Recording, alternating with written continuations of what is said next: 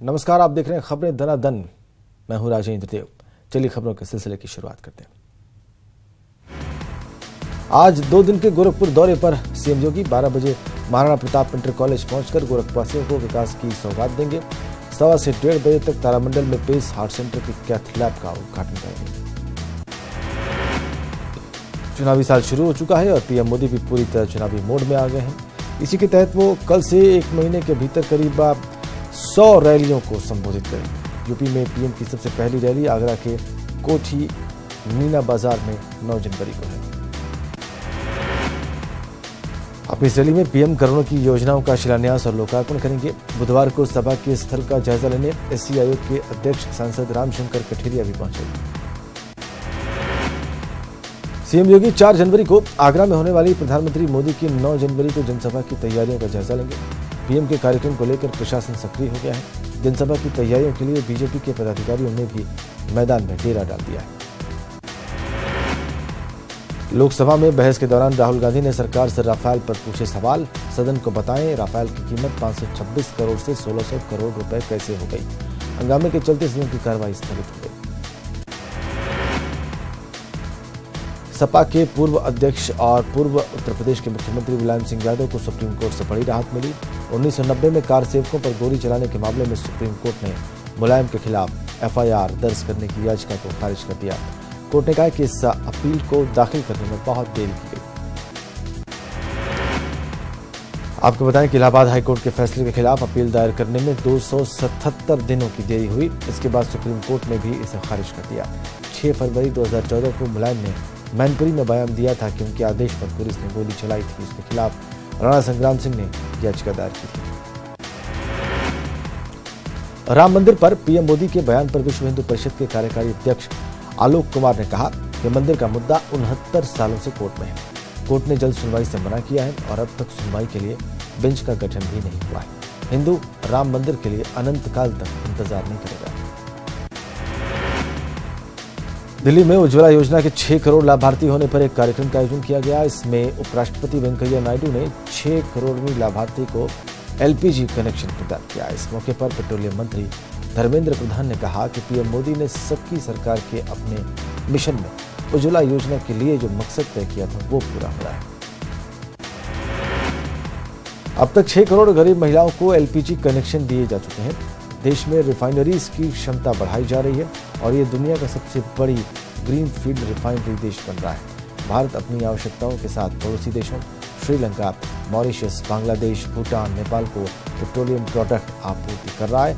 आने वाले दिनों में पूर्वी अफ्रीकी देशों और दक्षिण पूर्वी एशियाई देशों को भी भारत से आपूर्ति की जाएगी। बागपत के थपरौली विधानसभा सीट से विधायक सहेंद्र सिंह रमाला पर एक रिटायर्ड पुलिसकर्मी ने फोन पर गाली गलौज करने और धमकी देने का आरोप लगाया है।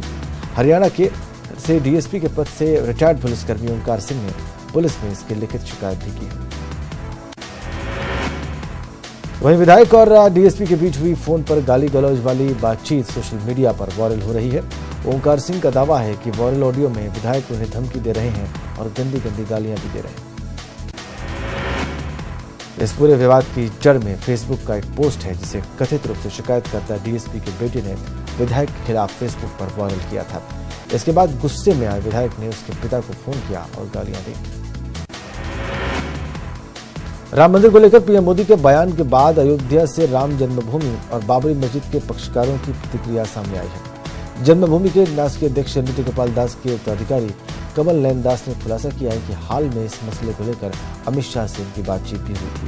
उन्होंने कहा था कि सुप्रीम कोर्ट के फैसले के बाद अध्यादेश के बारे में सोचा जाएगा।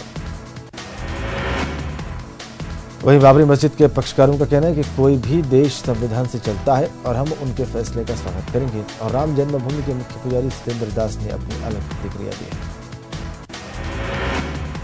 राम मंदिर निर्माण पर पीएम के बयान के बाद कुंभ मेले में आए साधु संतों ने आर पार का मन बना लिया है।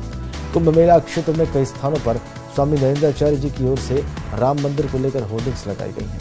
उसके जरिए बीजेपी पर राम मंदिर के वादे को पूरा न करने को लेकर सीधा हमला किया गया है। पोस्टर में लिखा है कि जन्मभूमि पर अगर नहीं राम का अधिकार, राम तेरे देश में हिंदू होने पर धिक्कार। खास बात यह कि 31 जनवरी और 1 फरवरी को यहाँ बीएचपी की धर्म संसद भी हो रही है और पूरी संभावना है कि इसमें भी राम मंदिर को लेकर चर्चा होगी और सरकार पर दबाव बनाया जाएगा। अयोध्या में राम मंदिर बनाने के लिए साधु संतों की नाराजगी भी सामने आ रही है। साधु संत सरकार को अल्टीमेटम दे रहे हैं, आरोप लगा रहे हैं कि अगर सरकार 3 तलाक बिल और SC/ST कानून बना सकती है तो फिर संसद के जरिए मंदिर का रास्ता क्यों नहीं निकाला जा सकता। जालौन में ओरई कोतवाली के कुकर गांव में अराजक तत्वों ने भीमराव अंबेडकर की प्रतिमा को क्षतिग्रस्त कर दिया। घटना से आक्रोशित ग्रामीणों ने सड़क पर जाम लगा दिया, जिन्हें पुलिस प्रशासन ने किसी तरह शांत किया।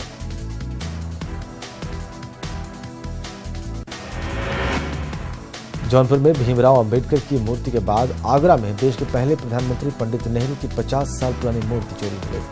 इसके बाद पुलिस अज्ञात लोगों के खिलाफ मामला दर्ज कर जांच में जुटी है। देश में 3 तलाक को लेकर सियासी संग्राम मचा हुआ है। लोकसभा से बिल भी पारित हो गया, लेकिन राज्यसभा ने मुश्किल बढ़ा दी। कानून बनाने की लगातार कोशिश हो रही है, लेकिन इस बीच भी 3 तलाक के मामले सामने आ रहे हैं। मेरठ में एक पति ने अपनी पत्नी को नोटिस भेजकर 3 तलाक दे दिया। इससे हलीमा नाम की महिला परेशान है। उसने कानून से इंसाफ की गुहार लगाई है। दरअसल पीड़ित ने आरोप लगाया कि शौहर ने 5 लाख रुपए की डिमांड की, जो पूरी नहीं हुई तो पति ने 3 तलाक दे दिया। गाजियाबाद में 3 तलाक का मामला सामने आया है और पीड़िता ने पुलिस में शिकायत दर्ज कराई है। पीड़िता का आरोप है कि उसका कसूर सिर्फ इतना था कि उसने पति से खर्च के रुपए मांग लिए थे। ये बात उसके पति को नागवार गुजरी और उसने 3 तलाक दे दिया।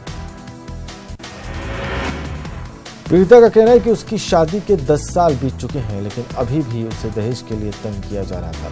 मामले में शिकायत के बाद पुलिस ने आरोपी पति को हिरासत में ले लिया।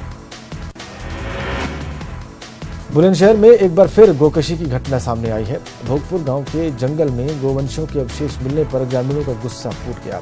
गोवंश मिलने की सूचना पर कई संगठनों के कार्यकर्ता भी मौके पर पहुंच गए। मौके पर पहुंची पुलिस ने समय रहते गांव पहुंचकर स्थिति को संभाल लिया। जानकारी के अनुसार अरनिया के आसपास मौजूद जंगलों में ग्रामीणों को 3 गोवंशों के अवशेष पड़े हुए दिखे और उसके पास एक चाकू भी पड़ा हुआ मिला और पुलिस ने अज्ञात लोगों के खिलाफ मामला दर्ज करके कार्रवाई शुरू कर दी। हाल ही में आतंकी साजिश का पर्दाफाश करने के बाद NIA का अमरोहा में सर्च अभियान और तलाश और तफ्तीश जारी है। NIA टीम आरोपी को लेकर अमरोहा पहुंची है। वहां टीम बम बनाने के लिए सामान की खरीद फरोख्त कहां से की गई, इसकी जांच भी कर रही है। मौके पर ही संदिग्ध आतंकी से पहचान कराई जा रही है। NIA के मुताबिक पाइप बम बनाने की कोशिश की जा रही थी। ऐसे में NIA UP ATS के साथ लगातार छापेमारी कर रही है। टीम ने 2 कबाड़ की दुकानों पर पहुंचकर 2 संदिग्ध लोगों को भी हिरासत में लिया है। इसके अलावा दूसरे संदिग्ध जगहों पर भी छापे मारे जा रहे हैं। बांदा में एंटी करप्शन टीम ने जिला पंचायत के एक बाबू को रंगे हाथों 23,000 घूस लेते गिरफ्तार कर लिया। गिरफ्तार कर्मचारी दुकान के आवंटन के नाम पर घूस मांग रहा था। इधर वाराणसी में नाविकों की हड़ताल 6वें दिन भी जारी है। हड़ताल के चलते नौका विहार की ख्वाहिश लेकर पहुंचे हजारों पर्यटकों को निराश होना पड़ा। सोमवार की शाम हड़ताली नाविकों 80 से राजघाट के बीच गंगा में आर पार नौकाएं बांधकर अलकनंदा क्रूज का उन्होंने विरोध किया था। मंगलवार को नए साल पर नावे घाट किनारे खड़ी कर विरोध जारी रहा। इससे यहां नए साल का जश्न मनाने पहुंचे हजारों सैलानियों को निराश होना पड़ा। उसके बाद आज यानी बुधवार को भी हड़ताल जारी रहेगी। बागपत के खेकड़ा थाना इलाके में बाइक्स पर आए 2 अपराधियों ने ऋषिपाल नाम के किसान पर ताबड़तोड़ फायरिंग कर दी। घायल किसान को हायर सेंटर रेफर किया गया। परिवार का आरोप है कि बदमाश कुख्यात कपिल बस्सी के भाई और गुर्गे थे। कपिल जेल में बंद है और पुरानी रंजिश के चलते उसने ही इस वारदात को अंजाम दिलवाया है। आपको बताएं कि 1 साल पहले घायल युवक के भाई की भी हत्या हो गई थी। इस हत्याकांड में भी कपिल बस्सी का नाम आया था और तभी से कपिल और घायल युवक के परिवारों के बीच रंजिश चली आ रही है।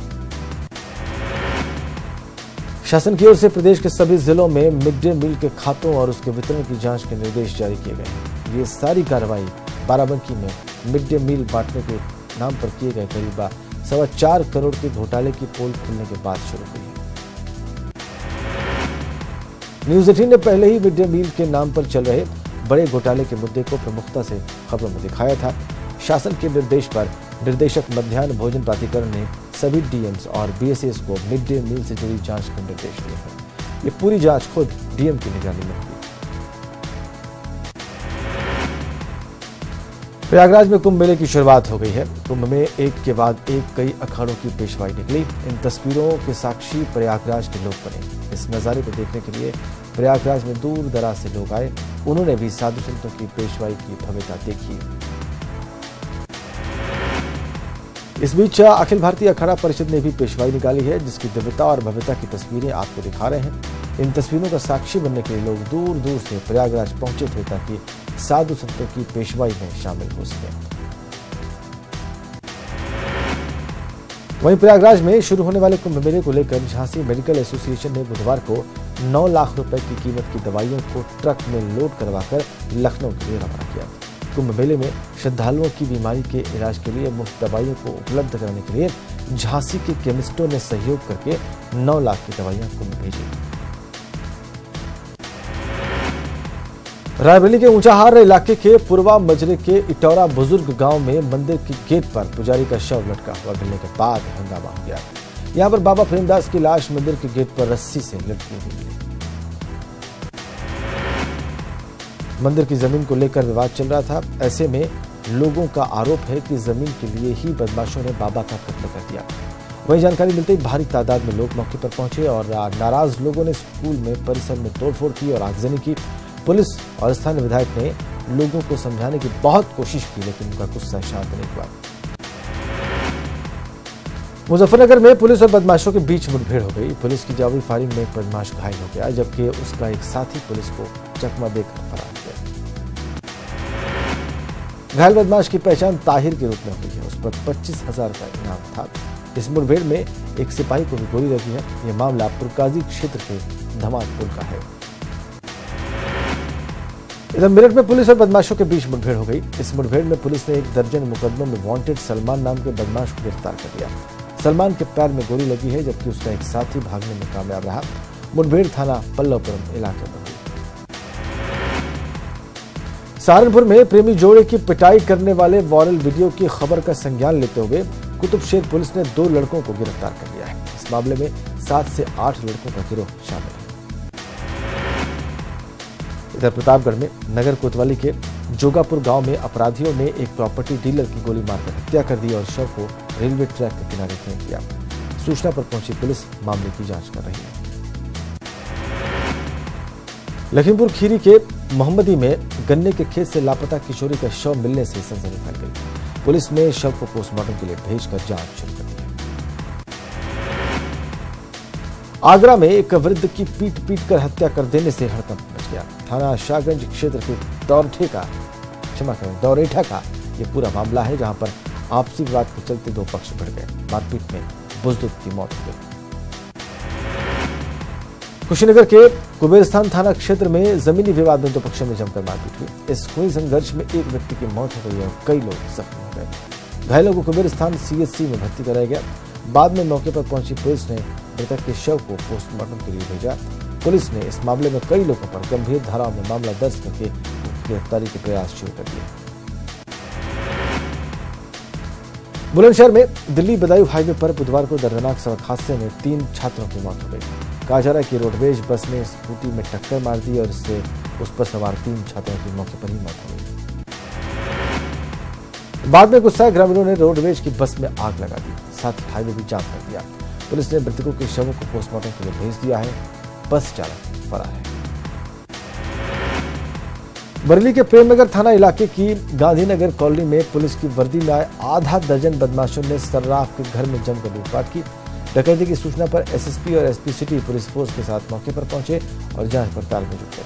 कहा जा रहा है कि अनिल अग्रवाल का सोने चांदी का बड़ा कारोबार है।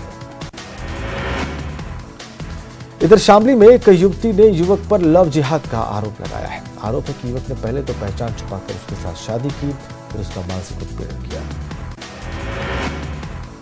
इतना ही नहीं, आरोपी ने महिला का 3 लाख में सौदा भी कर दिया था, लेकिन किसी तरह महिला जान बचाकर भाग गई। पीड़िता ने शामली एसपी से इंसाफ की गुहार लगाई। कानपुर में इन दिनों दबंग बेखौफ हैं। इसकी नजीर मूलगंज थाना इलाके में दिखाई दी। यहां पर थाने से 100 कदमों की दूरी पर 20 सड़क पर दबंगों ने युवक की जमकर पिटाई कर दी। तकरीबन 1 दर्जन दबंगों ने युवक को पीटकर उसके कपड़े तक फाड़ डाले, लात घूंसों और बेल्ट से उसे जमकर पीटा। इस दौरान राहगीर मूक दर्शक बने रहे और पुलिस तो कोई भी मौके पर नहीं पहुंचा।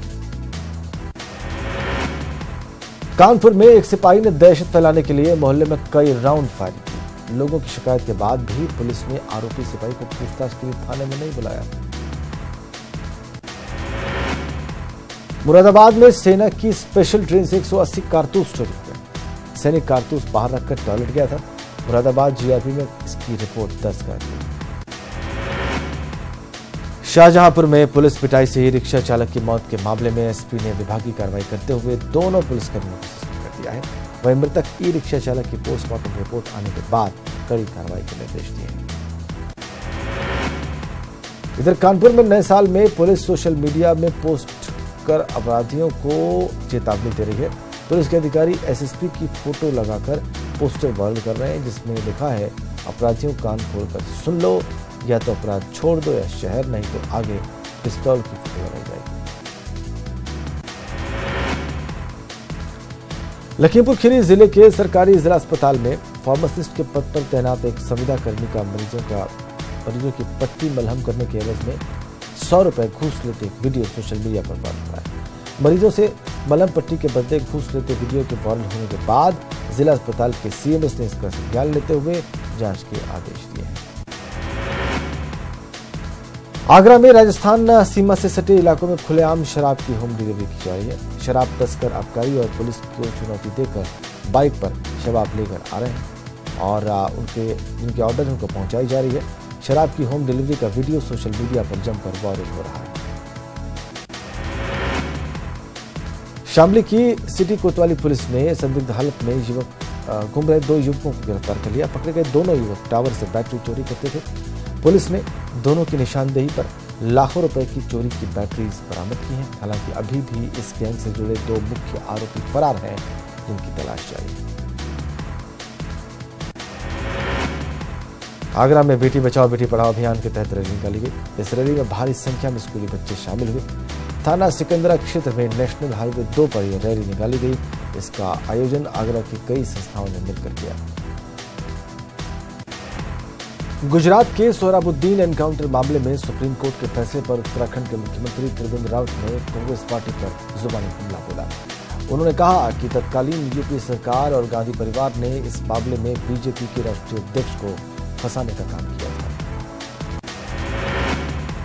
अपनी 7 सूत्री मांगों को लेकर प्रदेश भर के करीब 1.5 लाख कर्मचारी भी आज सामूहिक अवकाश पर रहे। उत्तराखंड अधिकारी कर्मचारी सामान्य मंच के बैनर तले कर्मचारियों के 8 महासंघ एकजुट हुए। आंदोलनरत कर्मचारियों का कहना है कि 7th पे कमीशन के अनुसार उनको वेतन भत्ते प्रदान किए जाएं। इसके अलावा पूरे सेवा काल में 3 एसीपी का अनिवार्य रूप से लाभ दिया जाए। प्रदेश के समस्त कार्मिकों को केंद्र के समान भत्ते तत्काल प्रभाव से देने की भी मांग की है। उनका कहना है कि पहले भी इस संबंध में कई बार वित्त मंत्री से लेकर शासन से वार्ता हुई, लेकिन शासन की ओर से अभी तक मांगों के निस्तारण के संबंध में कोई पहल नहीं की गई। यदि अब भी मांग नहीं मानी गई तो 15 जनवरी से 31 जनवरी तक पूरे प्रदेश में जन जागरण अभियान चलाया जाएगा और फिर 4 फरवरी को प्रदेश भर के कर्मचारी राजधानी देहरादून में इकट्ठे होकर बाहर रैली निकालेंगे। रैली के दौरान सचिवालय का घेराव किया जाएगा। आज 7 सूत्री मांगों को लेकर इमरजेंसी सर्विस 108 के कर्मचारी अनिश्चितकालीन सामूहिक अवकाश पर चले गए। प्रदेश भर में 108 सर्विस के 717 कर्मचारी अपनी मांगे नहीं माने जाने का विरोध कर रहे हैं। रुड़की नगर निगम चुनाव का इंतजार और लंबा हो सकता है। उत्तराखंड हाईकोर्ट से राज्य सरकार को एक और झटका देते हुए रुड़की नगर निगम में आसफ नगर गांव को शामिल करने और पारली रामपुर गुजर गांव को निगम से बाहर करने की अधिसूचना पर रोक लगा दी गई। आज हाईकोर्ट में सचिव शहरी विकास पेश हुए। इसके बाद कोर्ट को उन्होंने गांव को बाहर करने और शामिल करने की जानकारी दी, मगर कोर्ट सचिव शहरी विकास के तर्कों से सहमत नहीं दिखे। इसके बाद 6 दिसंबर की अधिसूचना पर कोर्ट ने रोक लगा दी। आपको बताएं कि रुड़की के रियाज कुरैशी ने हाईकोर्ट में याचिका दाखिल में कहा था कि एक बार अगर कोई गांव नगर निगम में शामिल हो जाता है तो उसको बाहर करने की कोई प्रावधान नहीं है, न ही उनको निगम से बाहर करने की कारण मिलता है। कैबिनेट मंत्री मदन कौशिक बुधवार को रुड़की दौरे पर थे। इस दौरान उन्होंने कहा कि सरकार की मंशा रुड़की नगर निगम चुनाव को टालने की नहीं बल्कि कोर्ट के आदेशों का पालन करना है, लेकिन सरकार ने चुनाव की प्रक्रिया पूरी कर दी। कांग्रेस की बात करें तो पूर्व मुख्यमंत्री हरीश रावत लोकसभा की नैनीताल और हरिद्वार दोनों ही सीटों पर नजर बनाए हुए हैं। कई दिनों तक नैनीताल में डेरा डालने के बाद हरीश रावत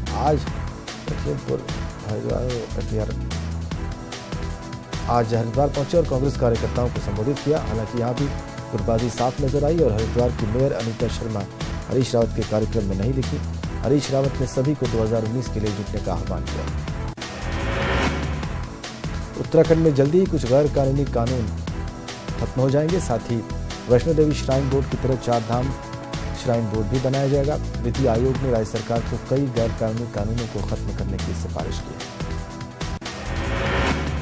इन कानूनों में एंटीसिपेटरी बेल का अधिकार दिए जाने, गौवंश संरक्षण अधिनियम को बेहतर लागू करने समेत कुल 15 गैर जरूरी कानूनों को खत्म करने की सिफारिश की गई है। बलराम मुनि को रामतीर्थ मिशन देहरादून का परमाध्यक्ष नियुक्त किया गया। बुधवार को दरबार साहिब देहरादून के सच्चिदानंदशील श्री महंत देवेंद्र दास ने उनके परमाध्यक्ष बनने की घोषणा की। 17 दिसंबर को रामतीर्थ मिशन देहरादून के अध्यक्ष डॉक्टर किशोर दास स्वामी 80 साल की उम्र में ब्रह्मलीन हो गए थे। कोटद्वार में दुर्गापुरी से मवाकोट और BL रोड से दुर्गापुरी चौराहे तक की सड़क पिछले 11 सालों से खस्ता हाल है। सड़कों में गड्ढे होने से आए दिन दुर्घटनाएं होती हैं और हर हफ्ते 8 से 10 सड़क एक्सीडेंट हो रहे हैं, लेकिन कहीं से कोई राहत नहीं। हमारी पहुंच आपकी ताकत है। अब न्यूज़ 18 यूपी देखने के लिए आप लॉग ऑन कर सकते हैं news18up.com, हमारा Facebook page /news18up, Twitter handle @news18up और यूट्यूब चैनल है /news18up उत्तराखंड। और अब न्यूज़ 18 उत्तराखंड देखने के लिए आप लॉग ऑन कर सकते हैं news18uk.com, फेसबुक पेज /news18uk और हमारा यूट्यूब चैनल /news18up उत्तराखंड। आप देख रहे थे खबरें दनादन। धन्यवाद।